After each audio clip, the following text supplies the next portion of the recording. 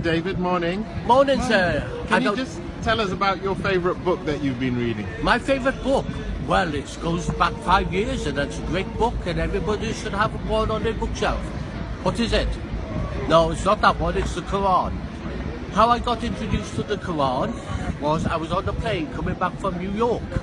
Yeah, that's over that way. Oh, no, it's not. It's over that way. And the thing is, believe it or not, really, this guy was reading a book. He left it on the seat when he got off the plane like me.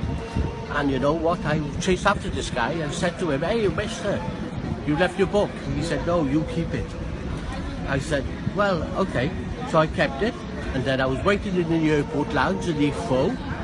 And what happened? I started to cry when I read the Quran. So I put the book down. I was happy. I was still the same. And then I picked it up again. I started to cry.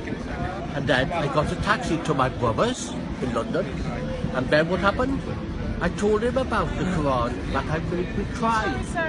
And do you know what? Just a moment. And then what happened was really, he said, "Don't speak of nonsense things, don't speak of things." I said, "Well, the thing is really, why am I crying?" And then he said, "Go next door." So I went next door, and who was there? The man that was on the plane. And the thing is, name a number, any number.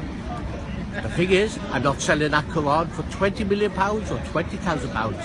I read it twice a day, and not only that, I keep it under my pillow. And you also read it to people as well, don't you? I do, and I'm just going to go with that.